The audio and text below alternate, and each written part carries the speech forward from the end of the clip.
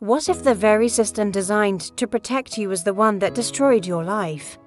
Imagine being a teenager, full of dreams, and suddenly finding yourself at the center of a national nightmare. This isn't a movie plot, it's the true story of 5 boys from Harlem whose lives were stolen by a lie. In 1989, New York City was a pressure cooker of tension, and one horrific crime in Central Park became the match that lit the fuse. 5 teenagers, Kevin Richardson, Antron McCray, Yusef Salaam, Korey Wise, and Raymond Santana were accused, tried, and convicted for a crime they did not commit. Their story is a chilling reminder of how quickly justice can be lost when fear and prejudice take over. They were called the Central Park Five, and their fight for truth would expose deep flaws in the American justice system. This is a story of innocence lost, a city divided, and a battle for redemption that would take over a decade to win. Get ready, because what you're about to hear is a difficult but necessary look at how a rush to judgment can shatter lives. The night was April 19, 1989. In the heart of Manhattan, Central Park was supposed to be a refuge, but on this particular evening, it became a scene of chaos. A 28-year-old white woman, a jogger, was brutally attacked and left for dead. The city erupted in shock and outrage. The New York Police Department was under immense pressure to find the culprits and to find them fast.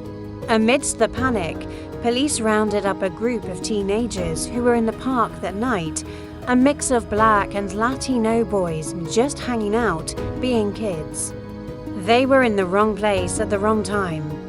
Initially, they were just part of a larger group brought in for questioning about unrelated incidents. But as the pressure mounted, the focus narrowed, and these 5 boys were singled out.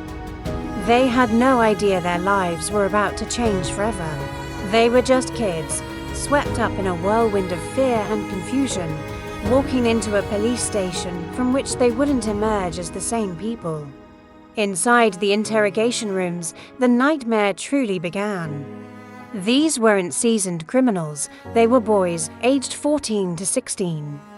Scared, alone, and without their parents for hours on end, they faced intense and relentless questioning.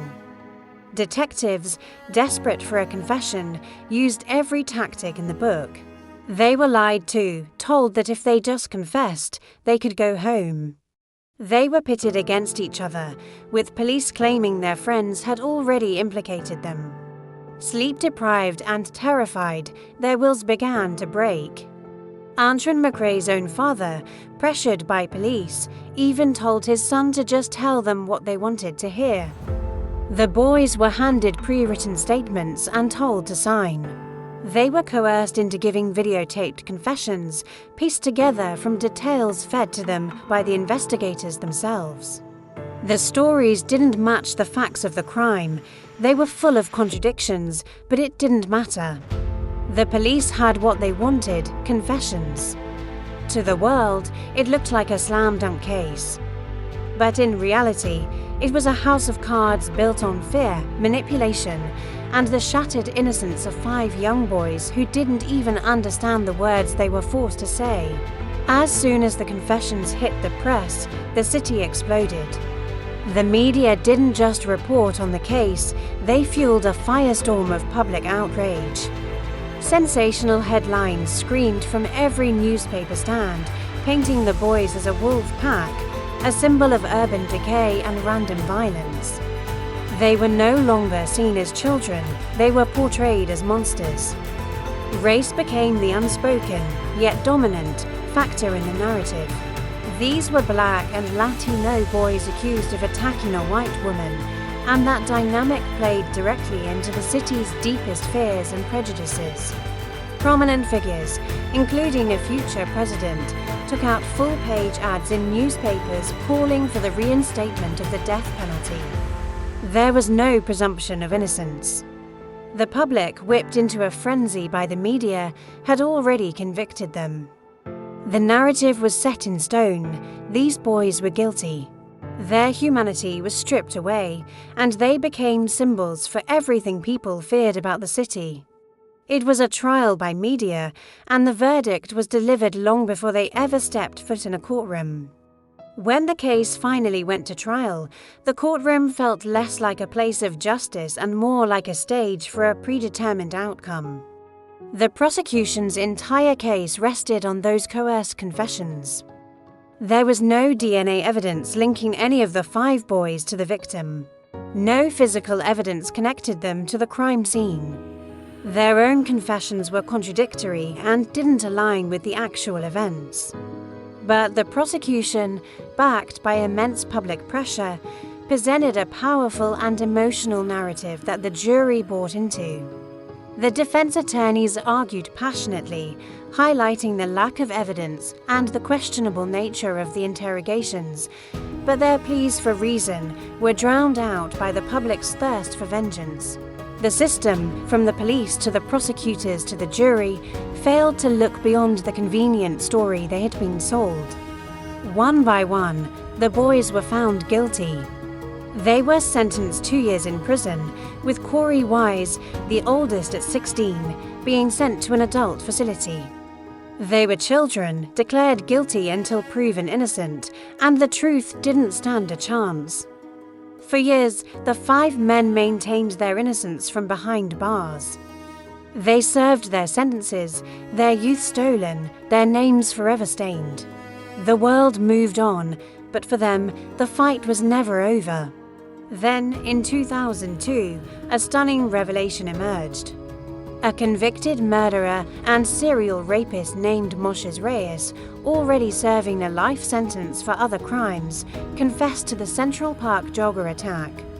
He wasn't seeking a deal, his conscience had simply caught up with him. He provided intricate details about the crime that only the true attacker could have known. His story was chillingly accurate. And then came the final, irrefutable proof. DNA evidence from the crime scene, preserved for over a decade, was tested against Reyes' DNA.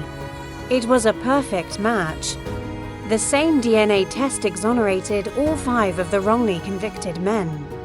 The truth, buried for 13 long years, had finally come to light. The house of cards had collapsed. The Central Park 5 were innocent.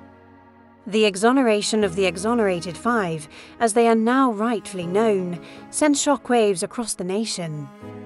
It was a moment of vindication, but also a profound and painful reckoning. Their case forced America to confront uncomfortable truths about its justice system, how racial bias, media hysteria, and pressure for quick convictions can lead to catastrophic miscarriages of justice. It taught us that a confession is not always the truth, and that the most vulnerable among us are often the easiest targets. The story of Antron, Kevin, Yusef, Raymond, and Korey is a testament to their incredible resilience and an enduring call for reform. It reminds us that justice is not just about convicting the guilty, but fiercely protecting the innocent. Their story is a powerful lesson in the importance of questioning what we retold and demanding accountability from those in power.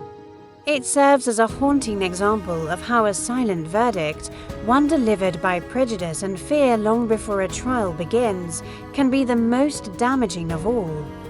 Thank you so much for joining us for this incredibly important story. The journey of the Exonerated 5 is a powerful reminder to always seek the truth. If you found this video meaningful, please give it a thumbs up. And consider subscribing to our channel for more deep dives into stories that matter. We'd love to hear your thoughts in the comments below. See you next time.